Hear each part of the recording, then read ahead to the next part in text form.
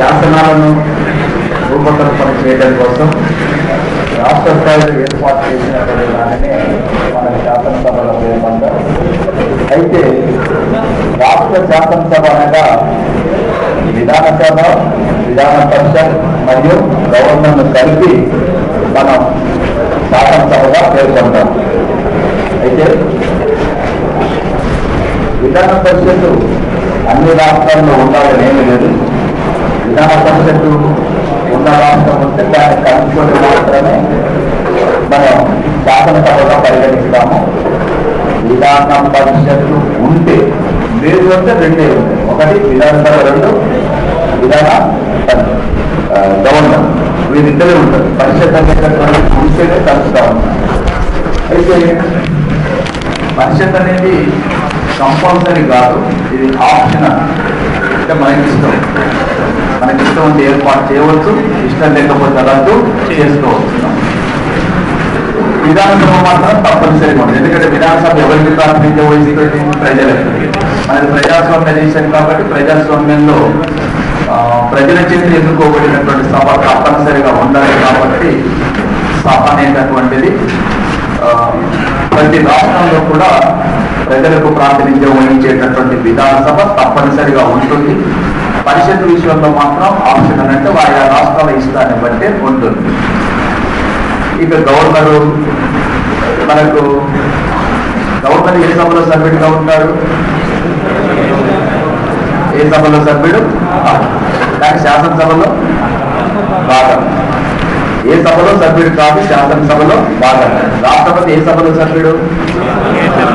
కానీ పార్లమెంట్ లో భాగం. అంటే పార్లమెంట్ ఆమోదించిన ఏ బిల్ అయినా కూడా శాసనం కావాలంటే రాష్ట్రపతి యొక్క ఆమోదం తప్పనిసరి. అలాగే విధానసభ, విధాన పరిషత్ ఆమోదించిన ఏ బిల్ అయినా కూడా శాసనం కావాలంటే 200 అధికరణ ప్రకారం ఎవరి యొక్క ఆమోదం తప్పనిసరి? ఎవరి యొక్క ఆమోదం? గవర్నర్ యొక్క ఆమోదం. కాబట్టి గవర్నర్ నుంచి considered as a part and parcel of the state legislature. రాష్ట్ర శాసనసభలో గవర్నర్ని అంటే భాగంగానే పరిగణిస్తాం. మరి ఇంత ముందు వరకు రాష్ట్రాధిపతి అయినటువంటి గవర్నర్ గురించి మనం చెప్పుకున్నాం. కాబట్టి మరి శాసనసభలో ఉండేటటువంటి 2 సభల గురించి ఒకసారి పరిశీలన చేద్దాం. రాజ్యాంగంలో ఉన్నటువంటి 170 అధికరణ విధాన సభ గురించి పేర్కొంటుండగా విధాన పరిషత్తు 171 అధికరణ విధాన పరిషత్ గురించి తెలుపుతుంది. ఓకే. అయితే ఒక రాష్ట్రంలో 2 సభలు ఉండాలా, ఒక సభ మాత్రమే ఉండాలా అనే విషయం గురించి దేశానికి స్వాతంత్రం వచ్చి రాజ్యాంగం రచించుకునే కాలంలోనే రాజ్యాంగ పరిషత్తులో చర్చ జరిగింది. రాష్ట్రాలలో విధానసభ మాత్రమే ఉండాలా, విధాన పరిషత్తులు కూడా ఉండాలా అనే అంశంపై చర్చ జరిగినప్పుడు కొంతమంది రాష్ట్రాలలో విధాన పరిషత్తులు ఉండాలని చెప్తే హెచ్వి కామత్ లాంటి వాళ్ళు అది అవసరం లేదు, దాన్ని రద్దు చేయాలని చెప్పి వాదించినారు. అంటే రాజ్యాంగ పరిషత్తులు, విధాన పరిషత్తులు అవసరం లేదు, వాటిని రద్దు చేయాలని చెప్పి వాదన చేసిన వాళ్ళు ఒకవైపు, లేదు ఇవి ఉండాలి, ఏర్పాటు చేయాలని చెప్పి వాదన చేసిన వాళ్ళు ఒకవైపు. వాస్తవంగా రాజ్యాంగం అమల్లోకి వచ్చే కాలం నాటికి మనకు భారతదేశంలో అస్సాం, బెంగాల్, మద్రాస్, బొంబాయి, యూపీ, బీహార్ ఈ రాష్ట్రాల్లో విధాన పరిషత్ ఉండేది రాజ్యాంగం అమల్లోకి వచ్చే కాలం నాటికి. అయితే రాజ్యాంగ పరిషత్తులో ఈ చర్చ జరగటానికి కారణం ఏంటంటే ఇప్పుడు ఇక్కడ రాసినటువంటి 6 రాష్ట్రాల్లో కూడా ఎప్పుడు ఏర్పాటు చేస్తున్నారు వీటిని? 1935 భారత ప్రభుత్వ చట్టాలను అనుసరించి ఏర్పాటు చేస్తున్నారు. వీటిని విధాన పరిషత్. ఎన్ని రాష్ట్రాల్లో? వాళ్ళ మొత్తం 11 రాష్ట్రాలు ఉంటే ఆ రాష్ట్రాలు ఏర్పాటు చేసినారు. టోటల్ స్టేట్స్ అవ్వాలి 11. ఇది బ్రిటిష్ ప్రభుత్వం పరిపాలించే రాష్ట్రాలు 11. వాటిలో 6 రాష్ట్రాల ఎదురు దీన్ని ఏర్పాటు చేసినారు. ఏది విధాన పరిషత్లను. ఇక రాజ్యాంగాన్ని రూపొందించే ముందు రాజ్యాంగ పరిషత్తులో చర్చ జరిగిందనుకున్నాం. కొంతమంది ఏమో ఉన్న వాటిని రద్దు చేయాలని, మరి కొంతమంది అన్ని రాష్ట్రాలు ఏర్పాటు చేయాలి. ఈ చర్చ జరిగినప్పుడు ఇక్కడ కూడా రాజ్యాంగ నిర్మాతలు మధ్య మార్గంగా వెళ్ళినారు. ఎందుకంటే ఈ అంశంలో 169వ అధికరణ చేర్చినారు రాజ్యాంగంలో. ఈ 169వ అధికరణ చెప్పేది ఏంటంటే, అంటే రాజ్యాంగ నిర్మాతల ఆలోచన ఏంటంటే, ఒక రాష్ట్రంలో విధాన పరిషత్తుని ఏర్పాటు చేసుకోవాలా వద్దా అనే అంశం మనం నిర్ణయించటం కాదు, వాళ్ళకే వదిలేద్దాం. వాళ్ళకంటే రాష్ట్రాలకే వదిలేద్దాం. రాష్ట్రాలకు ఇష్టం ఉంటే విధాన పరిషత్తుని ఏర్పాటు చేస్తారు, ఇష్టం లేకపోతే విధాన పరిషత్తును వద్దనుకుంటే రద్దు చేసుకుంటారు. అది వాళ్ళ ఇష్టానికి వదిలేద్దాం. ఈ విషయంలో మనం ఏమి బలవంతం చేయదు. అంటే రాష్ట్రాలలో తప్పనిసరిగా ఏర్పాటు చేయాలని బలవంతం చేయదు. అలా చెప్పి రాష్ట్రాలలో విధాన పరిషత్తును ఏర్పాటు చేయాలని చెప్పొద్దు, రద్దు కూడా చేయమని చెప్పొద్దు. అది వాళ్ళ ఇష్టానికే వదిలేద్దాం. వాళ్ళ ఇష్టానికే వదిలేసినారు అని అనటానికి ఈ అధికరణ ఉదాహరణ. మన రాజ్యాంగంలో ఉన్న 169 అధికరణ దీనికి ఉదాహరణ. రాష్ట్రాలకు ఇష్టానికి వదిలేసినారు అని చెప్పడానికి ఈ అధికరణ అర్థం చేసుకుంటే, ఉదాహరణకి మనం ఏదైనా ఒక రాష్ట్రంలో సపోజ్ విధాన పరిషత్తుని ఏర్పాటు చేయాలనుకోండి. ఈ విధాన సభ ఏదైతే ఉన్నదో ఎమ్మెల్యేల సభ 2/3 వంతు మెజార్టీతోని ఒక ప్రత్యేక తీర్మానాన్ని ఆమోదించి కేంద్రానికి పంపితే అప్పుడు పార్లమెంటు ఒక సాధారణ తీర్మానంతో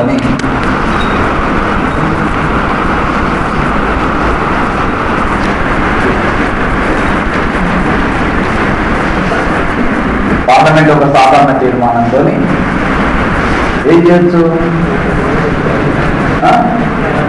ఏర్పాటు చేస్తారు. వాస్తవానికి కొత్తగా ఏర్పాటైన రాష్ట్రాలు ఏపీ, కర్ణాటక, జమ్మూ అండ్ కాశ్మీర్. ఈ 3 రాష్ట్రాల్లో ఈ పద్ధతి ద్వారానే ఏర్పాటు చేయడం జరిగింది. అంటే ఒక రాష్ట్రంలో విధాన పరిషత్తును ఏర్పాటు చేసుకోవాలి అని అంటే అనుసరించే పద్ధతి ఏంటి? ఆ రాష్ట్ర విధాన సభ ఎంత మెజార్టీతో 2/3 మెజార్టీతో తీర్మానం చేస్తే దాన్ని అనుసరించి పార్లమెంటు ఎంత మెజార్టీతో సాధారణ మెజార్టీతో తీర్మానం చేసి ఏం చేయొచ్చు, విధాన పరిషత్ ఏర్పాటు చేయవచ్చు. ఓకేనా? విధాన పరిషత్ ఏర్పాటు చేయాలంటే ఇది పద్ధతి. ఇంకొక గమ్మత్తైన అంశం ఏంటంటే, రద్దు చేయాలంటే కూడా ఇదే పద్ధతి. ఇప్పుడు ముందు ఈ పద్ధతిని అనుసరించి ఈ రాష్ట్రాలు ఏర్పాటు చేస్తున్నారని చెప్తాం కదా, రద్దు చేయాలంటే కూడా ఇదే పద్ధతి. గమ్మత్ ఏంటంటే 169 అధికరణ రెండింటికి అవకాశం కల్పిస్తుంది. ఒకవేళ నువ్వు కొత్తగా విధాన పరిషత్తుని ఏర్పాటు చేసుకోవాలంటే ఇదే పద్ధతి. రాష్ట్ర విధాన సభ 2/3 మెజార్టీలు. మీకు విధాన సభకు విధాన పరిషత్కు ఫస్ట్ తేడా తెలుసుకోవాలి. నేను అందుకని మధ్యలో విధాన సభ అనేది ప్రతి రాష్ట్రంలో తప్పనిసరిగా ఉండాలి. అక్కడ నువ్వు ఉండాలా వద్దని ములాజేం లేదు, ఖచ్చితంగా ఉండాల్సిందే. ఎక్కడ రాష్ట్రం ఏ సభ ఎవరికి ప్రాతినిధ్యం వహిస్తుంది? ప్రజలు. మనది ప్రజాస్వామ్య దేశం కాబట్టి రాష్ట్రాన్ని పరిపాలించే ప్రభుత్వం ఏర్పడాలంటే విధాన సభ తప్పనిసరిగా ఉండాల్సింది. ఇప్పుడు మనము రాష్ట్రంలో ప్రభుత్వాన్ని ఏర్పాటు చేసేటప్పుడు విధాన పరిషత్తులో ఉండే మెజార్టీని అనుసరించి ప్రభుత్వాన్ని ఏర్పాటు చేస్తామా, విధాన సభలో ఉండే ఎవరి చేత ఎన్నుకోబడుతుంది? ప్రజల చేత. ప్రభుత్వం ప్రజల చేత ఎన్నుకోబడే ప్రభుత్వమే ప్రజాస్వామ్య ప్రభుత్వం కాబట్టి ప్రతి రాష్ట్రంలో తప్పనిసరిగా ఎమ్మెల్యేల సభ ఉంటది. ఇక ఉండాలా వద్దనేది ఏ సభ గురించి మనం విధాన పరిషత్ ఉండాలా వద్దని ఆలోచన చేస్తాం. ఎందుకంటే ఇవాళ భారతదేశంలో ఉండేటటువంటి రాష్ట్రాల సంఖ్య ఎంత? 28. 28 రాష్ట్రాలలో ఈ విధాన పరిషత్తులు ఎన్ని రాష్ట్రాల్లో ఉన్నవి? 6 రాష్ట్రాల్లోనే ఉన్నాయి. కానీ 28 రాష్ట్రాల్లో ఏ సభలు ఉన్నవి? విధాన సభలు. పరిషత్తులు ఎన్ని రాష్ట్రాల్లో ఉన్నవి?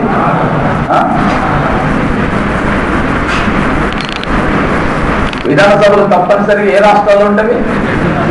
అన్ని రాష్ట్రాలు ఉంటాయి సార్. అన్ని రాష్ట్రాలు. పరిషత్తులు 6 రాష్ట్రాలు. అంటే ఏది కంపల్సరీ, ఏది ఆప్షనల్? విధాన సభ కంపల్సరీ, ఎమ్మెల్యేల సభ. ఏది ఆప్షనల్? విధాన పరిషత్. అయితే ఆ విషయంలో రాజ్యాంగ పరిషత్తులో చర్చ జరిగినప్పుడు అన్ని రాష్ట్రాల్లో ఏర్పాటు చేయాలనేది ఒక వాదన, లేదు ఉన్నవే రద్దు చేస్తూ పని అయిపోతుంది అనేది కొంతమంది వాదన. అప్పుడు రాజ్యాంగ నిర్మాతలు ఇక్కడ కూడా మధ్య మార్గంగా వెళ్ళినారు. ఏమని? మనం ఎవరిని ఏర్పాటు చేయాలని చెప్పొద్దు, మనం ఎవరిని కూడా రద్దు చేయమని కూడా చెప్పొద్దు. మరి ఏం చేద్దాం? వాళ్ళ ఇష్టానికే వదిలేద్దాం. ఇప్పుడు వాళ్ళ ఇష్టానికే వదిలేసేదానికి ఉదాహరణ చూడండి. ఫస్ట్ తీర్మానం ఎవరు చేస్తున్నారు? పార్లమెంట్ తీర్మానం చేస్తుందా? విధానసభ చేస్తుందా? విధానసభ ఎక్కడ ఉంటుంది? రాష్ట్రాలలో ఉండే విధానసభ, ప్రజల చేత ఏర్పాటైన విధానసభ మా రాష్ట్రంలో మాకు విధాన పరిషత్ కావాలి అని 2/3 మెజార్టీతో తీర్మానం చేస్తే దానిని బట్టి పార్లమెంట్ సాధారణ తీర్మానం చేసి ఏర్పాటు చేస్తుంది. అలా ఏర్పాటు చేసిన రాష్ట్రాలకు ఉదాహరణ ఆంధ్రప్రదేశ్, కర్ణాటక, జమ్మూ కాశ్మీర్. ఈ ఏర్పాటు చేసే పద్ధతిని రాజ్యాంగంలో ఎన్నో అధికారంలో పేర్కొన్నారు? 169. ఇదే 169 అధికరణ రద్దు గురించి కూడా ఇదే పద్ధతిని సూచిస్తుంది. ఏదైనా ఒక రాష్ట్రంలో విధాన పరిషత్ వద్దనుకుంటే ఇదే పద్ధతి. ఎవరు తీర్మానం చేయాలి? విధానసభ. ఎంత మెజారిటీతో చేసి ఎక్కడికి పంపాలి? పంపితే పార్లమెంట్ ఏం చేస్తారు? చేసి ఏం చేయొచ్చు? రద్దు చేయొచ్చు. అలా రద్దు చేసుకున్న రాష్ట్రాలకు ఉదాహరణ అస్సాం, ఈ 3 రాష్ట్రాల్లో కూడా ఉన్న వాటిని రద్దు చేసుకున్నారు. 3 రాష్ట్రాల్లో కొత్త వాటిని ఏర్పాటు చేసింది. అదే పద్ధతిని అనుసరిస్తారు. అందుకోసమే రాష్ట్ర ఇష్టానికే వదిలివేయడం జరిగింది. దేని ఏర్పాటు విషయంలో? భారతదేశంలో రాష్ట్రాల్లో ద్విసభ విధానాన్ని ఏ చట్టం ద్వారా ప్రవేశపెట్టినారు? 1935. భారతదేశంలో రాష్ట్రాలలో ద్విసభ విధానాన్ని ఏ చట్టం? కేంద్రంలో ద్విసభ విధానం. కేంద్రంలో ద్విసభ విధానం 1919 చట్టం. రాష్ట్రాలలో 1935 చట్టం. 1935 చట్టాన్ని అనుసరించి ఎన్ని రాష్ట్రాలు ఏర్పాటు చేశారు? ఎన్ని రాష్ట్రాలు? ఇవాళ ఎన్ని రాష్ట్రాల్లో ఉన్నాయి? ఇవాళ కూడా 6 రాష్ట్రాలు. మధ్యలోనే పంజాబ్లో మధ్యలోనే ఏర్పాటు చేసినారు, మధ్యలోనే రద్దు చేసినారు. దాని గురించి ఆలోచించేది ఏం లేదు. కాబట్టి మొత్తం భారతదేశంలో ప్రస్తుతం 6 రాష్ట్రాల్లో మాత్రమే ఏ సభలు ఉన్నవి? మిగిలిన అన్ని రాష్ట్రాల్లో కూడా విధానసభలు మాత్రమే. ఇక్కడ విధానసభ, విధాన పరిషత్ 2 ఉంటాయి. ఇక్కడ 6 రాష్ట్రాల్లో. మిగిలిన రాష్ట్రాల్లో విధాన సభలు మాత్రమే, పరిషత్తులు లేవు. రైట్? సో మీరు ఇక్కడ ఏమన్నా తేడా గమనించినారా? విధాన పరిషత్తుకు, విధాన సభకు రాసినప్పుడు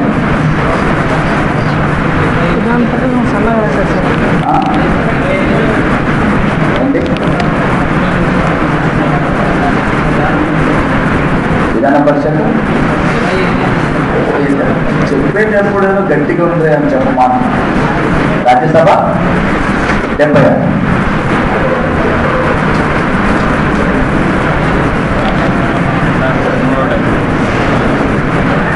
సార్ కోపం వస్తుంది. విష్ణు కోపం రావాలి. మరి కేంద్రంలో ఉన్న పార్లమెంటుకు, రాష్ట్రంలో శాసనసభకు రాసినప్పుడు ఏమైనా తేడా అనిపించిందా మీకు? నేను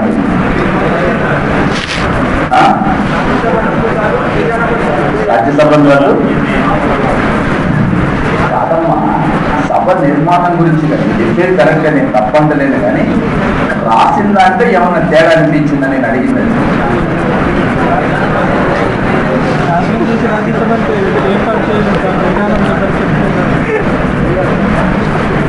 అంటే రకరకాల కోణాలు ఆలోచిస్తున్నారు. ఏం చేస్తుంది బాబు, అది సంగతి.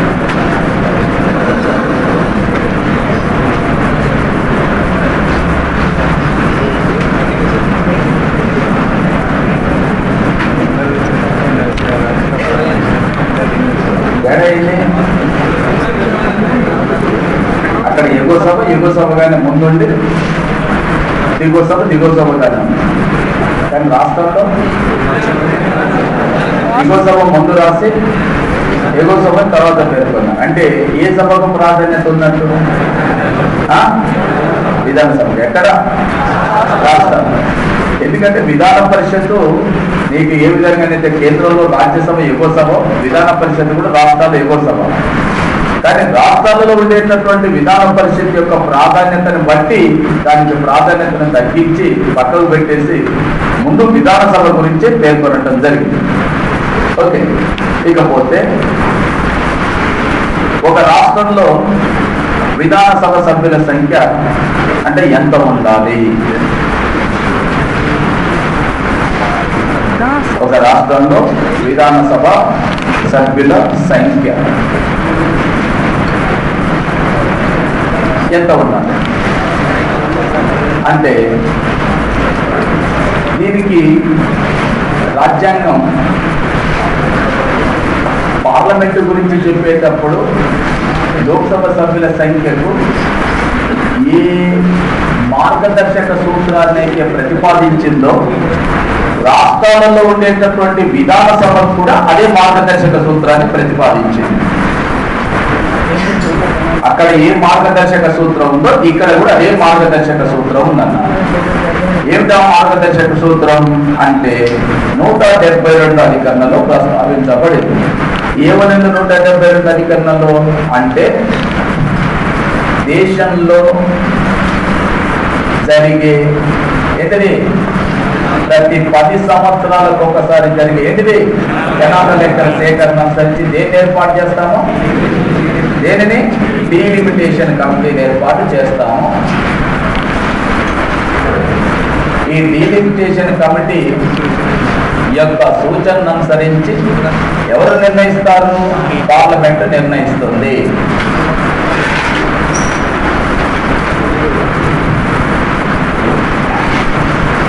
లోక్సభ సభ్యుల సంఖ్యని పార్లమెంట్ నిర్ణయిస్తారు. రాష్ట్ర విధానసభ సభ్యుల సంఖ్యను ఎవరు నిర్ణయిస్తారు? పార్లమెంట్ నిర్ణయిస్తుంది. లోక్సభ సభ్యుల సంఖ్యని పార్లమెంట్ నిర్ణయిస్తుంది. రాష్ట్ర విధానసభ సభ్యుల సంఖ్యను కూడా పార్లమెంటే నిర్ణయిస్తుంది.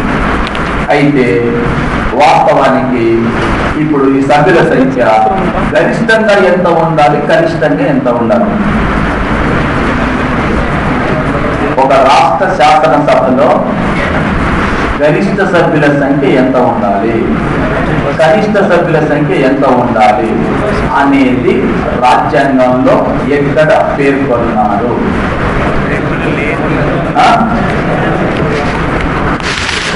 ఎక్కడ పేర్కొన్నా లేదు. మరి నేనేమంటున్నానంటే ఈ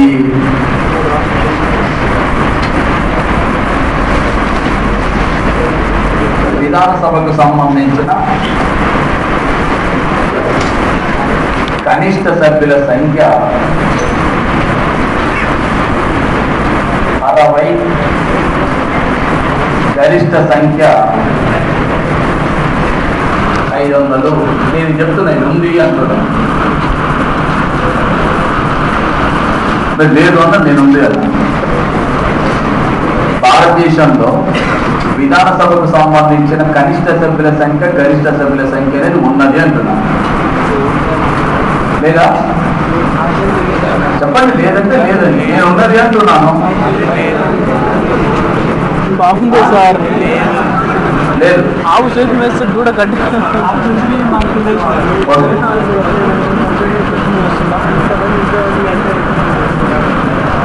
మీరు తానా అంటే మేము తందాను అంటాం కానీ కష్టపేమంటాం. తిరుపతి నీ అంచనా ప్రకారం ఉంటామా? ఒకసారి పోయి చూడండి. ఉంటుంది ఉన్నది. ప్రజాప్రాతినిధ్య చట్టం 1950లో రూపొందించినటువంటి చట్ట ప్రకారం ఒక రాష్ట్ర శాసనసభలో కనిష్ట సభ్యుల సంఖ్య 60 గాను గరిష్ట సభ్యుల సంఖ్య 500కు మించకుండా ఏర్పాటు చేయాలని ఉన్నది. ఎక్కడ లేదు? రాజ్యాంగం లేదు. ఎక్కడ ఉంది? ప్రజాప్రాతినిధ్య చట్టం ఎవరు చేస్తారు? పార్లమెంట్. ప్రజాప్రాతినిధ్య చట్టాన్ని రూపొందించింది పార్లమెంటు, దాంట్లో సవరణలు చేసేది కూడా పార్లమెంటు, మినహాయింపులు ఇచ్చేది కూడా పార్లమెంట్. ఏ మార్పులు ఇచ్చేది మళ్ళీ అదే. అందుకోసం మీకు ఐడియా ఉంది. ఎక్కడ లేదు? రాజ్యాంగం. ఎక్కడ ఉంది? ప్రజాప్రాతినిధ్యం. ఎవరు చేస్తారు? అది పార్లమెంట్. మార్పు చేర్పులు ఎవరు చేస్తారు? పార్లమెంట్.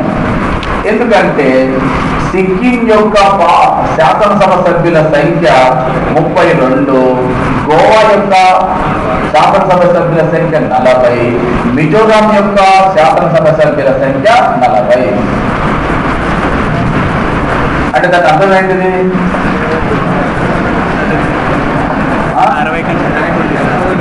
కనిష్ట సభ్యుల సంఖ్య విషయంలో ఏమైంది? మినహాయింపు ఇచ్చినారు. ఎవరు ఇచ్చినారు మినహాయింపు? ఎక్కడ మినహాయింపు ఇచ్చింది? ప్రజాప్రతినిధులు. ఇది ఎవరు రూపొందిస్తారు? పార్లమెంట్. అయితే గరిష్ట సంఖ్య విషయానికి వచ్చినప్పుడు భారతదేశంలో గరిష్టంగా అంటే ఏ రాష్ట్రాలలో గరిష్ట సభ్యుల సంఖ్య ఉంది అన్నప్పుడు మొట్టమొదట యూపీ ఎంత ఉంది? 403. తర్వాత ఏపీ ఎంత? 294. తర్వాత వెస్ట్ బెంగాల్ ఎంత? 294. తర్వాత మహారాష్ట్ర 288. తర్వాత బీహార్ 243.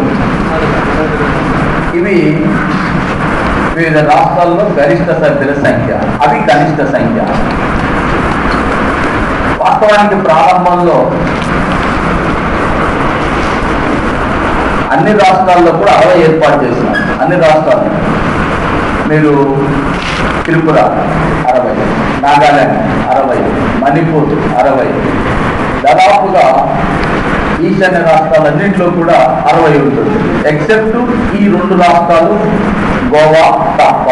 ఏ 2 రాష్ట్రాలు? మిజోరాం, సిక్కిం ఈశాన్య రాష్ట్రాలు, తర్వాత గోవా అనేటటువంటిది పశ్చిమ రాష్ట్రాలు. వీటిలో తప్ప అన్నింటిలో కూడా 60 స్థానాలు ఉంటాయి.